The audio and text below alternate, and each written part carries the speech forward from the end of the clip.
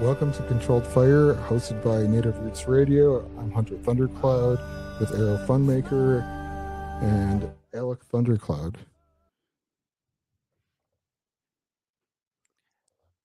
Thank you for joining us today, Alec Thundercloud. Before we get started today, would you like to introduce yourself? Sure. Thank you, Hunter. Good afternoon. I'm Dr. Thundercloud. I am a pediatrician by training, and I serve as Thundermaker's medical director. I have a history of working at both within the private, federal, and tribal sectors, at a local, state, and the federal landscape, and I'm excited to be here today.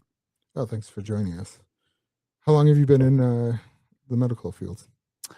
I graduated from the University of Minnesota in 1998. So I have been considered an MD since 1998. It's a long time. I was in middle school then. And so, what's our relationship? I mean, we're all Ho-Chunk, actually. Yeah, I think we're all related in some way as Ho-Chunks, but in kinship way, I would be considered your uncle or your Dega. Oh. What about with Arrow? Arrow is a fun maker, and so the fun makers are kind of in a different clan and class than the Thunderclouds, but Arrow would be a cousin. Oh, We accept him. He is one of us, as they would say One of in us. the Wolf of Wall Street. good one. Well, today we wanted to talk about stigma and stigma with recovery in the Native community, and how it affects us. Yeah, I think stigma is a great topic when you talk about mental illness and addiction. The history of the word stigma is very interesting because it historically came about because of disease states, especially diseases that cause deformities within people. For example, rickets would cause bow legs, leprosy caused, malformations in your body and whatnot. And there was a certain disgrace associated with having those diseases.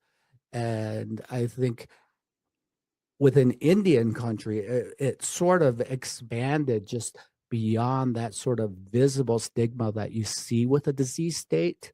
There has become sort of a deeply rooted or seated society outlook on the disease because of, one, our cultural beliefs, two, the close kinship that we have within our communities. And what you see is it marginalizes many of our community members in various aspects of their life that go beyond just seeking treatment, but it goes into the community's perception of that person either as a failure to their family, a failure to their community, or even as far as not even allowing intermarriages or relationships to occur because of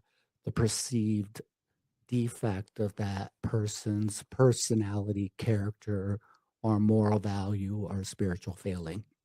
Which is, that's a hard thing because, I mean, the addiction rate in our communities is 50%, maybe even higher, depending on the communities. I mean, if we still continue to view these things as stigmas, even though it's happening so much, I mean, are there solutions to it, do you think? I mean, Yeah, I think when you start thinking about solutions, I like to back it out and sort of look at the different types of stigma, right? So, for example, you have just the overall public stigma that's associated with addiction, right? And when you have that public stigma, what you see in our communities are a lot of the negative stereotypes around natives tribes and their relationship with drugs and alcohol. And so you've already got that perceived notion of, as a people, we are maybe less than, or we already have an inherent failure built into us, right? Mhm. Because of these stereotypes. And, our children grow up with those stereotypes. And so that leads to the other layer of that self stigma, that shortcoming, that belief system in yourself that, what, I'm not going to be that failure. And what that leads to is a setup, right? To when you do have those issues, you avoid seeking treatment, right? And then I think you also have another layer of the structural stigma, right? So, because of the public, the self stigma that you have layered in our communities, it then leads to a structural sort of systemic barrier because as people, we always bring our own belief systems into how we deliver care within our communities, right? Mhm. And if we're growing up with these beliefs, we are internalizing these beliefs, the way that we deliver the health care or allocate it to our community members, our tribal members, also becomes part of that barrier, right? Mm. Um, and then the last layer of stigma I like to talk about is that vicarious stigma or vicarious trauma, right? We all have family members who have been affected or impacted by this disease, right? And so we get that sort of vicarious belief system of I've got a relative who's impacted.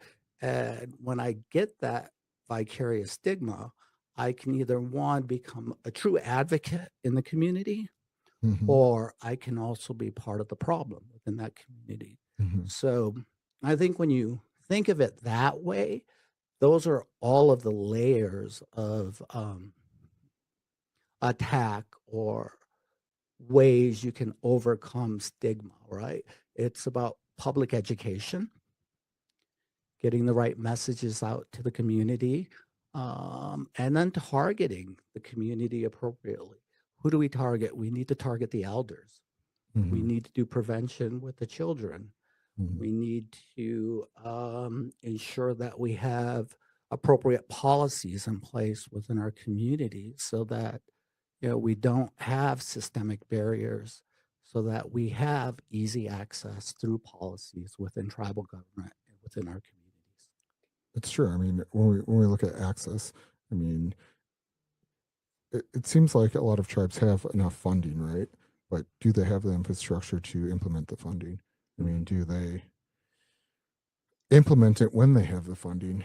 I think that's one of the things I think is maybe a failure, but an Mhm. unknown. It's tribes originally weren't set up with governments the way we have right now.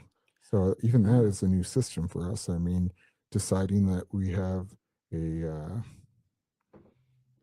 you know three judicial, executive, and I mean all that stuff is new. I mhm. mean, and they're expecting us as tribal people to implement and heal our people through a lens of maybe a colonizer or Mhm. you know are we able to work in that structure? It doesn't feel like we are yet. I mean, since we're still learning it. I mean, Mhm. and to me, that feels like it's a preventative for access for care for people in our communities. Yeah. And I think, I think what you're nailing it on the head uh, with historical trauma or that intergenerational trauma, and how that not only impacts us as individual human beings, but it's impacted us as an entire nation, or 575 federally recognized tribes or nations within this country. Mhm. And like you said, you look at tribal governments within all of these nations, most of them are based on, the U.S. Constitution or federal government. Mhm. We can go back and be very prideful about the fact that maybe the Constitution was based on tribal governments to begin with, right? But now we're creating our own systems of government as we exercise more of our inherent sovereign rights, but we're modeling them after the U.S. government. And it's a learning curve. We have to learn to work within those systems because we're competing for federal dollars, we're competing for state dollars, and we're getting this funding with very little to no infrastructure sometimes Mhm. to, you know, to set up programs for addiction or for mental health services. Uh, and we're also dealing with rural areas where we can't attract the talent that we often need to make these programs successful. This is true. I mean, how do you get a doctor to go up to, or a therapist or a psychiatrist to go into the middle of North Dakota, and have them stay longer than 2 years? Yeah, it is very difficult. Unless, we found success in pipelining, you know, providers that come from those communities. But when you look at the overall statistics of Native people that go into higher education, we're less than 1% of any major university college campus, less than 1% of any sort of professional field. So when you look at any field in medicine, whether it's in the behavioral health field, nursing field, or medical field, we just don't have enough folks to go around. And then when we look at our non-tribal partners and folks that do have a passion or interest in working within these rural communities, they face certain challenges with acclimating to learning to live in those communities, learning to assimilate to the cultures and function within those cultures without being offensive to the people that they're serving. And sometimes we need to provide some of those folks a little bit of grace because they do come with a open heart and a willingness and a passion to want to help many of our people. But then at the same time, we've been traumatized by the system and by outsiders for so long. We've become also very untrusting of folks that come into our community that want to help. And what's it? We have all these ceremonies, right? And traditional healers. I mean, in my opinion, why aren't we using more of that? I mean, I think Arrow knows and has spent his whole life working in that part of the healing, and it's like, because we are using federal dollars, are we able to um, compensate or make sure there's enough healers that actually their only job? Like, we're not allowing that to be part of our communities as a resource. Almost, it's like you have to have a real job and still offer ceremonies on the side. Like, Mhm. maybe if we were able to be really sovereign, we would choose to do something like that.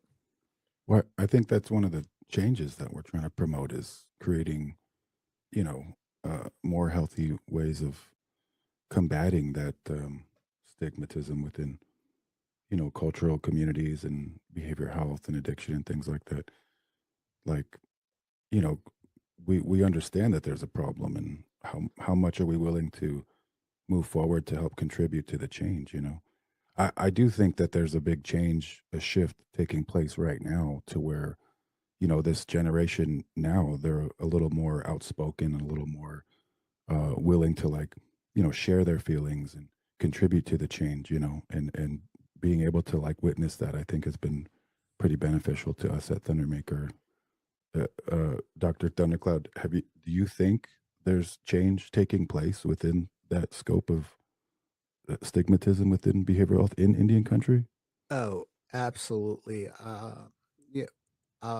From even a personal standpoint, growing up in a close knit, small Native community, and seeing how addiction and mental illness was perceived by my elders and by my parents and people growing up.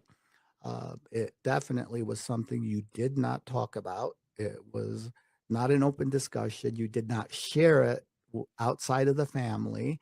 It was definitely a family secret. To, you know what, now as a people were a little more educated about, what mental illness is, what addiction is, and, we're allowing our people to talk about it more openly.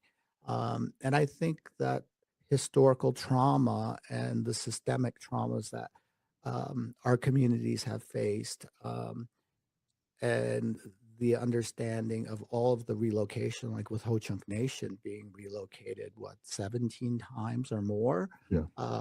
And, how our communities, why we have communities in so many different areas throughout Wisconsin, that was all because of the way that we were treated historically. And so I think that has allowed us to separate the trauma, or the addiction and the mental health issues, more from a personal failure to us being able to have a discussion about the impact on us as a community, as a people, as a whole.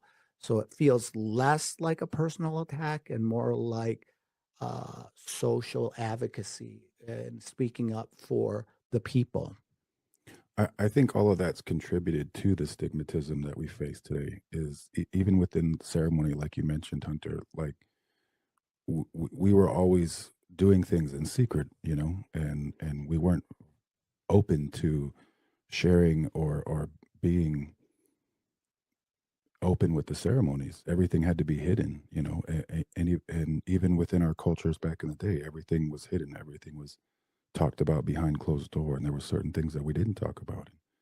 In today's world, like, that's not beneficial to us as human beings, not just as Indian country, but as human beings in general.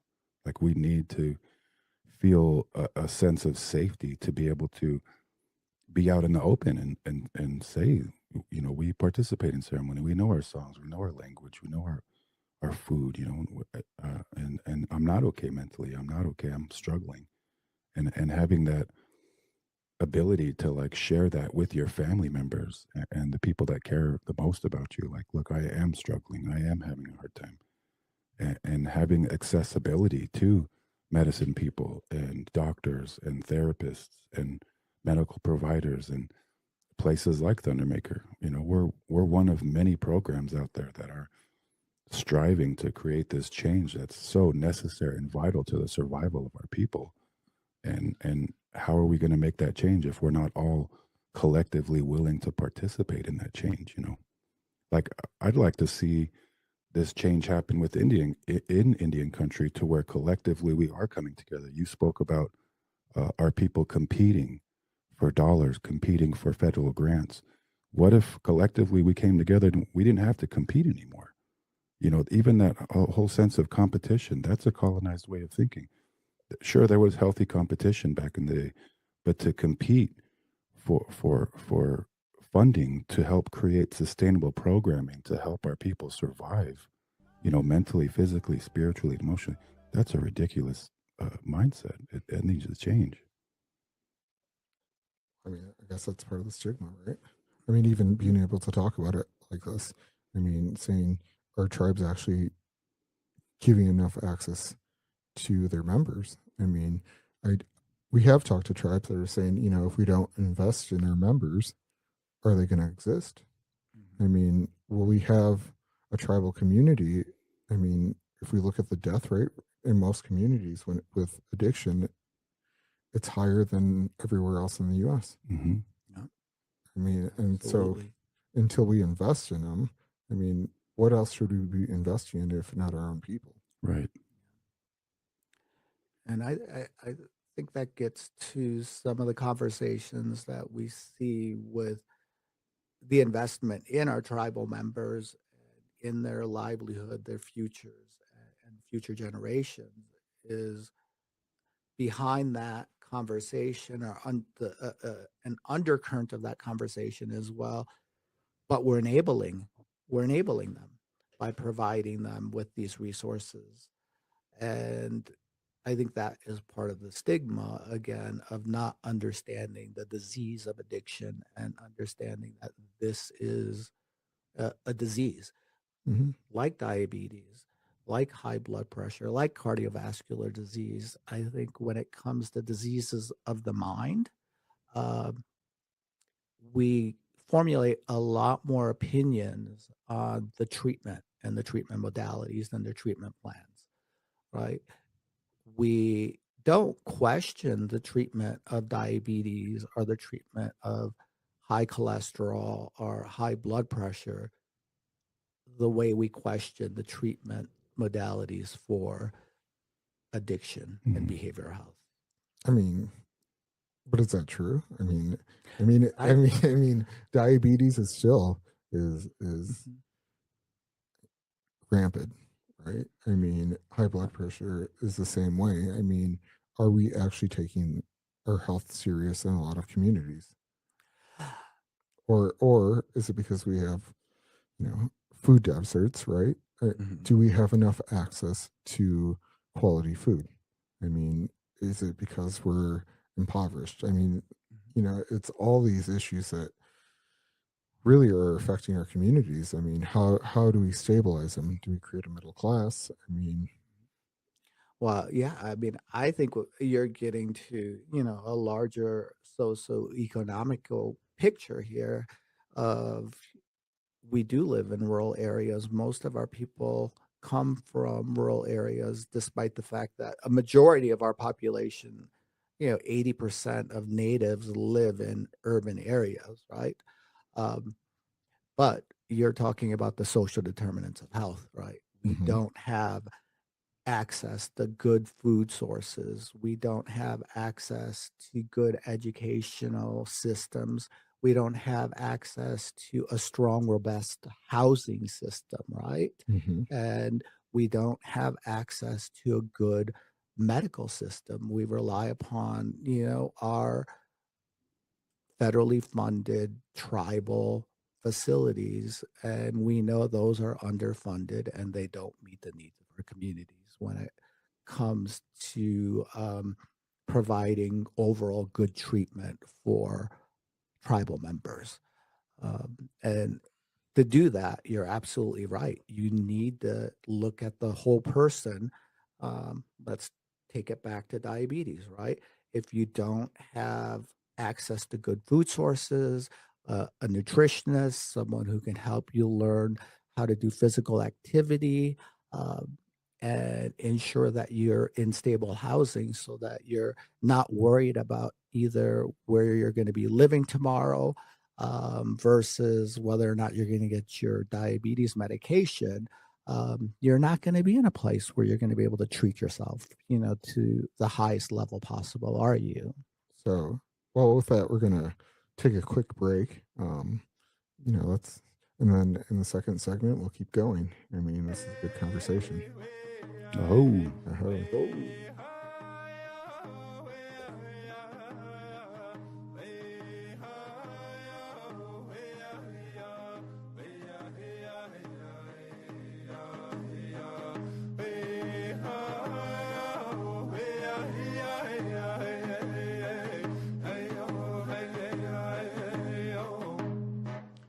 Through song we pray, through dance we think of our And then the music. Welcome back to Controlled Fire with Hunter Thundercloud, Era Funmaker, and Dr. Alec Thundercloud. We'll get back to our conversation about stigma in tribal communities. So, Okay. All right. Well, I wanted to go off a little bit about what Era was talking about in terms of the traditional community within many of our tribal nations and the impact of historical trauma on that and how we see it with our traditional practices and how those were passed down. I think what we've experienced as tribal communities, and I think if you look at the Native American church, right, that was sort of an evolution of how do we continue practicing our traditions and ceremonies when our belief systems or the way that we practice those, were being persecuted and we weren't as people allowed to do it. And so it evolved, right? But then a second piece of that evolution is we also lost pieces of that. Some of our traditional teachings and traditional practices. And I think what we've experienced as people growing up, especially I think my generation, where I saw the loss of our language. My grandparents couldn't speak English at all. I mean, they only spoke our traditional Hokkak language, and most of the elders in my community, that's all they spoke. Um, and then, of course, my parents were bilingual, and that generation was bilingual. But they thought that, it would be easier for us to speak English. But when we would ask questions about, why do we do something this way, it was met with either irritability or some anger. And it wasn't until I was older that I realized that, some of that was reactive to the fact that perhaps they didn't really know the answers anymore. Hmm. And there wasn't that self-realization yet of, well, I don't know it either, but let me find out and let's figure this out together so that we are keeping it alive, right? Because there was a secrecy, right, to a lot of the traditions and ceremonies, but then you add that extra piece of some of it was taken away from us, Mhm. right? Well, a lot of it. Yeah. I Yeah. mean, boarding schools, I mean, it's intentionally taken away. I mean, and I think that's what's nice about some of the younger kids now. A lot of people are really proud to be Native. I Mhm. mean, I think growing up, I always knew I was Native, right? But I don't know if I was proud the same way I am now. And it seems Mhm. like when I see younger kids, you have Native Pride shirts everywhere.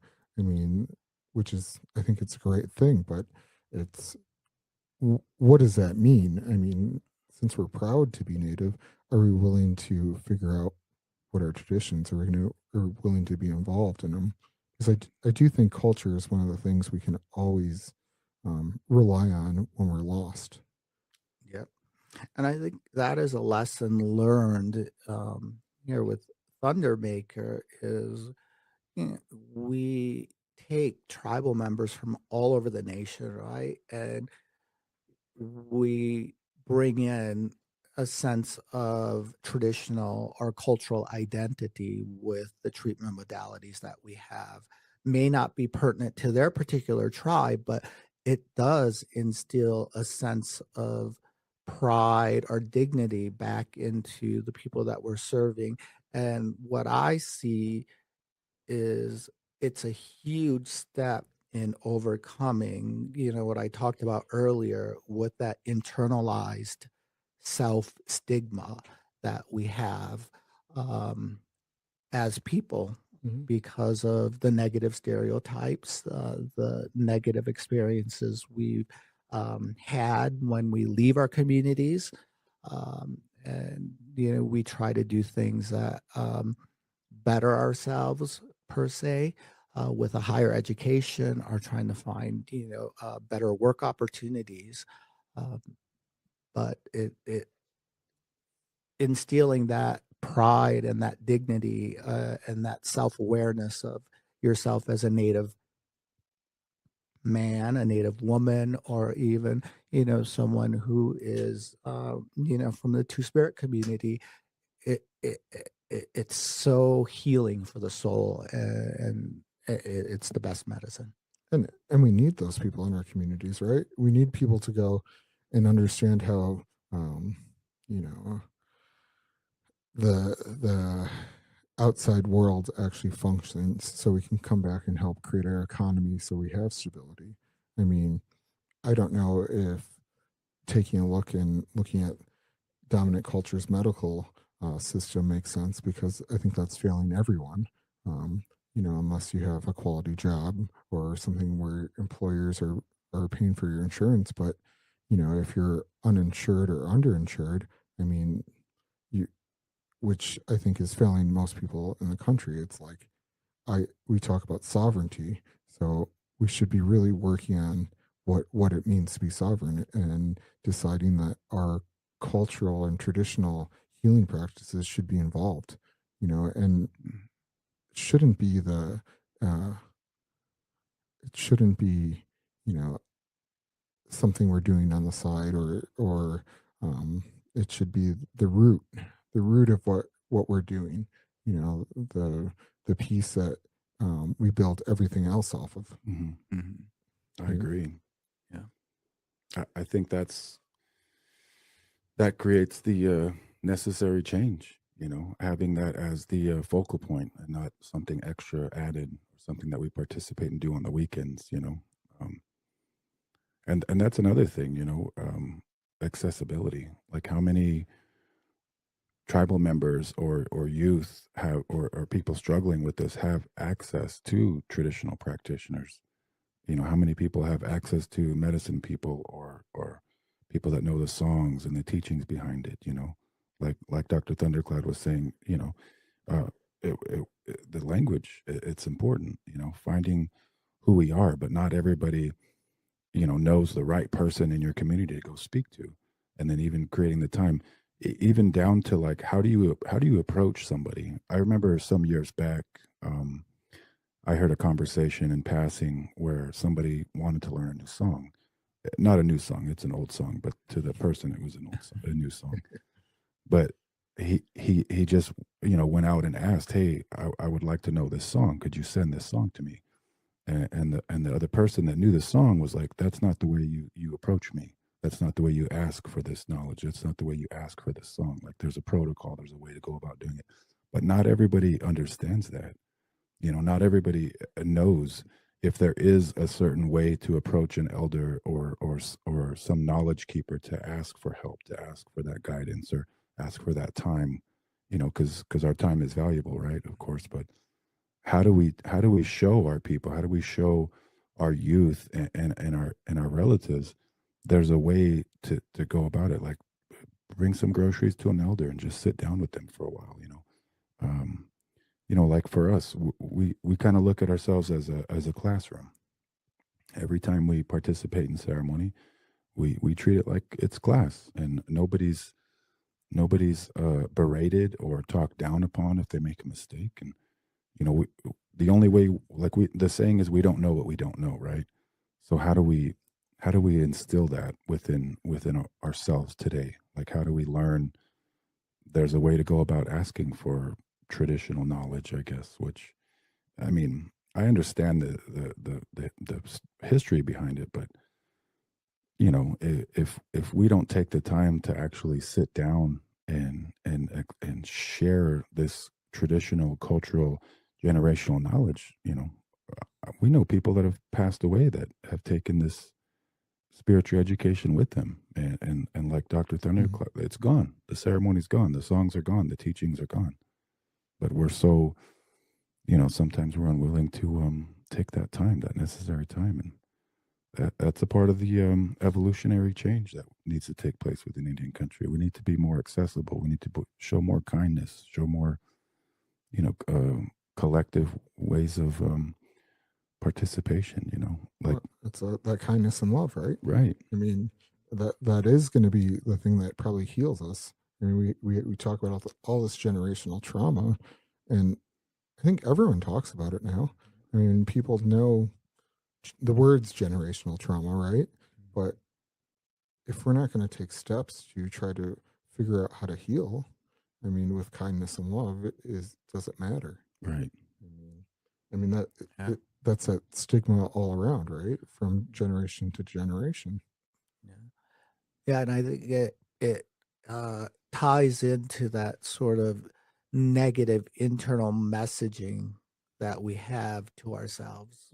When you talk about the correct way to approach somebody and ask them for something, yeah, I, is that tobacco? Is that money? Is that sitting down and having a meal with the person that you're going to make a request of? That it varies, right? Hmm. It's going to Mhm. vary by tribe, and even within that tribe it might vary by your relationship as a different clan, Mhm. Right. right? And you know what, if no one is actually walking with you and showing you how to do that, on a personal level, yeah, you're getting advice from several different people Hmm. and maybe different clans who might not even give you the right advice because they're giving it to you from their clan perspective, as Mhm. you know from their clan leader, versus you could be stepping on a tribal landmine that you're not even aware of because it's not the way that your clan functions. So Right. there are just so many layers to tribal protocols, um, within all of our communities, that sometimes for me as a person, I would get paralyzed Hmm. sometimes by just the fear that what, I was going to be judged, or people are going to be upset with me, Right. if I were to ask for something Right. or if I needed something. Yeah, and that'll turn people away. I think I don't think that's necessarily needed in today's world. Like Hunter was saying, kindness and love. We don't know what we don't know, and I don't want to be chastised for asking a question from an elder, like, or even somebody that might know a little bit more than me. Like, I want to know that I'm worth their time. And the only way we create this change is through connection. And if people are unwilling to connect because of some old way of thinking, it's not healthy for us, and it doesn't help foster that change. I You know. mean, Yeah. yeah, I mean, even like we know that there's a stigma, right? With maybe saying you're an alcoholic or you need treatment or you're using drugs, right? And a lot of members are like, they're worried about other tribal members knowing. I mean, for us, we believe that maybe sometimes access to a treatment center away from home is important. So there's anonymity, Mhm. right? And the ability to really work on or talk about things that have happened to them within their community. I mean, sometimes the access is the escape to somewhere safe for a minute so they can heal themselves. I mean, because, Absolutely. and, how many, if we look at like AA groups, are they everywhere on reservations, or well variety groups everywhere on reservations? Or is there enough access to those things?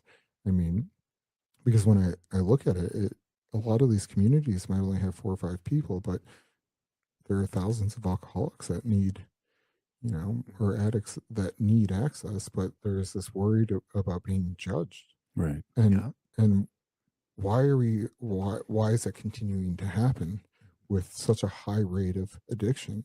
I mean, what is the fear? I mean, and to me that's a scary thing. It's like we have all these things that are happening in our families and we're still worried, like we're the only one, like we're unique. Yeah. And that's not real. I mean, we see, even within our tribe we can see how many people are dying on a monthly basis. Yeah. And it's like, is that preventable? It's all preventable. It is. It's all preventable. And we have the highest death rates from addiction, uh, in our individual communities, but as people as a whole. The health disparities are there. The overdose rates are there. We see them front and center. And is that enough to jar our leaders into real action at the community level, uh, to be those voices of reason for accessibility, like having our family members and our community members pass from a preventable disease, we've come a long way, right? To say, hey, let's talk about prevention. Hey, let's talk about access to treatment. But then the last point is, once we have access to prevention, treatment, and treatment resources, where is the recovery that you're talking about? When you go back to your community, where are those groups? And why are they still scared to go to an AA meeting Mhm. or an NA meeting? Or why are Mhm. they scared to have their cars seen at the church or community center where that meeting is occurring, right? Mhm. We should be embracing, our tribal members who are seeking those services. And I think that's part of the education that we need to implement within our communities, to take pride in our members who are in recovery. And we should be raising them up to a level of accomplishment as, folks that have overcome something that is, it is a death sentence, It is. and they beat it. I mean, and I mean, to me, that's a cultural shift. We need this Yeah. cultural shift in our communities to say we're willing to invest in someone going to college. Why aren't we willing to invest the same energy into getting sober? Right. I mean, Yeah. whether it's job training afterwards or housing to create it stabilized. Because I mean, we know that people in addiction have this, they're in transition always. And it's, if you're in transition always and then you're unhoused, you can't really work when you're in survival mode. I mean, and we know, like you said, the housing in a lot of tribal communities, it's not like we can just leave our families and go rent an apartment because they don't exist on reservations. There isn't just like this extra apartment for anyone that needs it. I mean, sometimes it's just you have to move to someone else's house, another family member, and it's overcrowded. I mean, to me, it's the stigma of understanding we need all this cultural shift. Yeah. Which is, to me, it's building economies, but also being honest about our problems and not pretending that we don't need help from the outside world. Well, we don't need to hide anymore, and I think that's a part of the issue is we're still hiding certain things, and we need to figure out on how to bring a lot of this stuff out of the shadows within our communities now and collectively come together to create this change or participate. It's happening right now. The change is happening, and we just need more people to sign on and be willing to advocate for it and not advocate, behind closed doors. We support this, this is good. And then, publicly you're not willing to stand next to that person. And so I don't know if everyone knows this, but we have a rehabilitation center. It's Thundermaker Wellness. We're able to you can get a hold of us at thundermakerwellness.com. Um, there's a phone number on there. You can call us or, email us. You can also contact us on social media. It's Thundermaker Wellness. We're on LinkedIn, Facebook, Instagram. So, I mean, we're here to be a resource for tribes and tribal members, and it's important because everything we're talking about is how we're trying to create our center, our healing, modalities. We're trying to build community. The goal is to build leaders. It's not just to get people sober; it's to allow them to re-enter their communities with Dignity, dignity, pride. and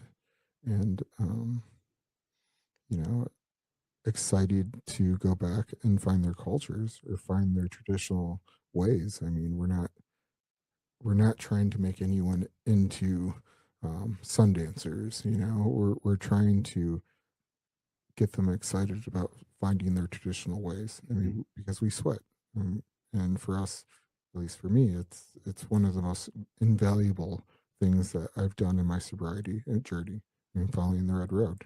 I mean, I'm not a Christian, but I I do I do believe spirituality is one of the most important things that I've been able to connect with.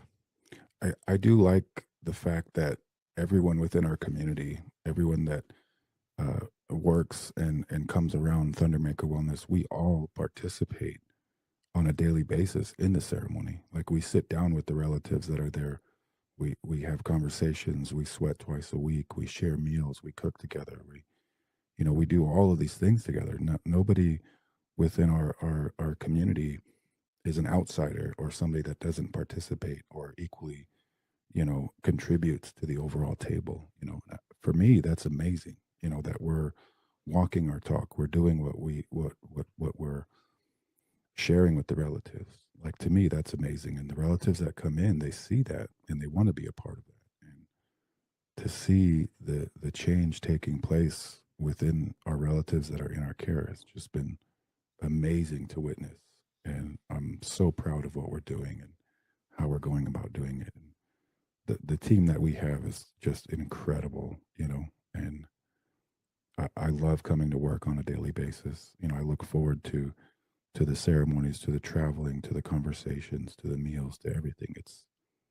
It's definitely something that helps instill more hope and change within me as an individual. And I couldn't be more proud of the people that we surround ourselves with on a daily basis. Yeah, no, I agree. I agree with that. Oh, so, but yeah, do you have any final words, Alec? Or any final thoughts? No, I think this was a great conversation about stigma, and I think we had some real actionable items on overcoming stigma on various levels. We need to overcome it on a personal, Mhm. self-realization level. Mm-hmm. We need to overcome it, from a overall community or systemic structural, barrier. And, how do we change our impact policies within our tribal communities to make sure that access to addiction services and mental health services are achievable and attainable with pride and dignity. And then, of course, the larger, more public awareness sort of way to tackle stigma on how do we change the negative perceptions that are placed on tribal communities across the nation because of these negative stereotypes. Well, thank you for that, Alec.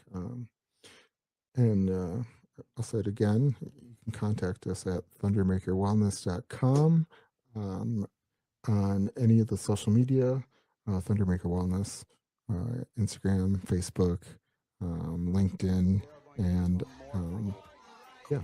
Thank you again. Thank you. Been a gig. Indians anyway, they're going to become more repressive because it's a